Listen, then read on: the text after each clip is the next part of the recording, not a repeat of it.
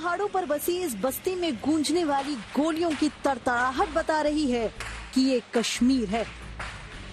जन्नत में खून की होली खेलने के आदी दहशतगर्दों को जहन्नुम पहुंचाने के लिए सेना ने कल रात से ही घेराबंदी कर रखी है। पुलवामा के हाजिन की इस बस्ती में 3 से 4 आतंकियों ने पनाह ली थी। सुरक्षा बलों को खबर मिली तो देर रात नाकेबंदी कर दी गई और रात से ही दोनों तरफ से गोलियां बरसने लगी।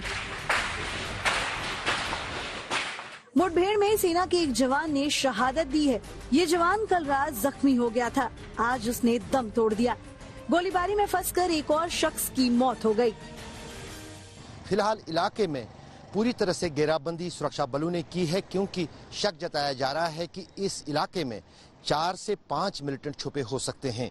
कल शाम को जब सुरक्षा बलों को खबर मिली थी कि हांजन में कुछ मिलिटेंट छुपे हैं, उसके बाद पूरे इलाके की घेराबंदी कर दी गई। कल शाम हुई फायरिंग में सेना का एक जवान घायल हुआ था, जिसने श्रीनगर के सेना अस्पताल में आज सुबह दम तोड़ा। जवाब देने में सेना ने देर नहीं लगाई। चंद घंटों में 3 आतंकी ढेर कर दिए गए। तीनों का ताल्लुक पाकिस्तानी आतंकी संगठन लश्कर-ए-तैयबा से था। कश्मीर में अशांति फैलाने का ख्वाब पाले पाकिस्तान दहशतगर्दी के साथ साथ नई साजिशें भी रच रहा है। आज सुबह जम्मू के अरनिया सेक्टर में सरहद के पास फिर से पाकिस्तानी ड्रोन देखा गया। बीएसएफ के जवानों ने फायरिंग की तो ड्रोन वापस पाकिस्तानी सरहद में लौट गया। सूत्रों के मुताबिक पिछले कुछ दिनों में सरहद के आसपास 9 बार ड्रोन उड़ते देखे गए हैं। पाकिस्तान की ड्रोन साजिश पर नकेल कसने के लिए बीएसएफ ने ड्रोन हंटिंग टीम तैयार की है। ड्रोन पर नजर रखने के लिए दिल्ली में कंट्रोल रूम बनाया गया है। सरहद पर तैनात होगा एंटी ड्रोन सिस्टम। सूत्रों के मुताबिक आईएसआई ने सरहद के अपनी तरफ एक ड्रोन स्टेशन बना रखा है। में जो जम्मू में घटना हुई है उसको सुरक्षा एजेंसियों ने गंभीरता से लिया है और जहां भी हमारे ऐसे इस्टेब्लिशमेंट हैं वहां सुरक्षा के अचूक इंतजाम हो रहे हैं और मैं उम्मीद करता हूं कि इस खतरे से निपटने में हमारी सुरक्षा एजेंसियां पूरी तरह सक्षम हैं और समर्थ हैं। पाकिस्तान ने ड्रोन के जरिए भारतीय इलाके की रेकी की नई साजिश तैयार की है। इसके जरिए वो अपने आतंकियों की घुसपैठ आसान बनाने और भारतीय ठिकानों पर हमले की भी चालें चल रहा है। हाल ही में जम्मू एयरफोर्स स्टेशन पर इसका सबूत भी मिल गया, लेकिन बहुत जल्द उसके उड़ते खिलौने आसमान में ही मार गिरा दिए जाएंगे। सेना और बीएसएफ ने इसकी तैयारी पूरी कर ली है। पुलवामा से अशरफ वाणी और दिल्ली से जितेंद्र बहादुर सिंह के साथ आज तक ब्यूरो।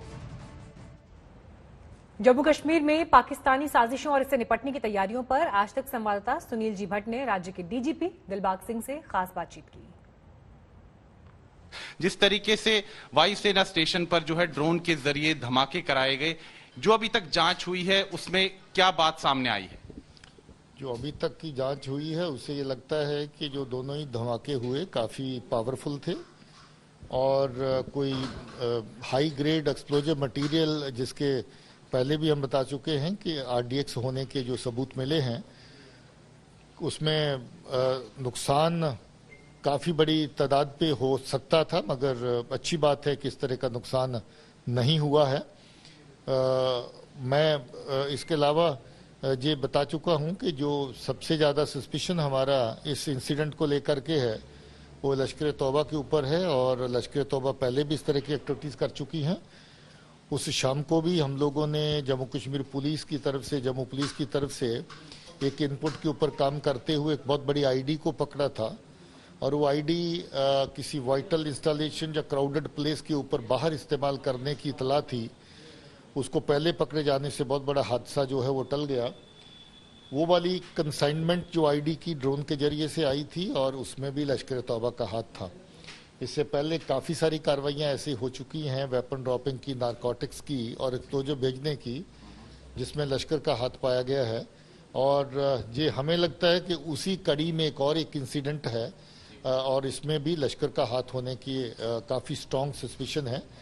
हमारी पुलिस और बाकी एजेंसी जो तफ्तीश में जुटी हुई हैं वो फर्दर इस पे जानकारी हासिल करने की कोशिश कर रही है। दिलबाग सिंह जी, क्या ये पता लग पाया है कि ड्रोन जो है ये लॉन्च कहां से किया गया? क्या ये अंतर्राष्ट्रीय सीमा के उस पार से किया गया या ये ड्रोन जिनकी मदद से ये हमले करवाए गए वायुसेना के स्टेशन पे, ये किसी नजदीकी रिहायशी इलाके से लॉन्च हुए थे? अभी तक का जो हमारा इनिशियल पूछताछ है, जहाँ छानबीन है इन्वेस्टिगेशन में, उसके चलते ये लगता है कि ये लॉन्च पार से हुआ है।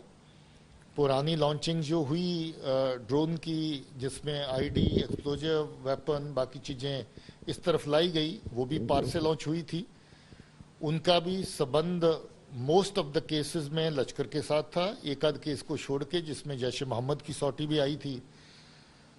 हमें लगता है कि ये पार से लॉन्च किया गया है और बाकी लोकल अगर कोई एक्टिवेशन हुई हो या लोकल कोई इन्वॉल्वमेंट हो, उस कार्रवाई को भी साइड बाय साइड देखा जा सकता है या देख रहे हैं।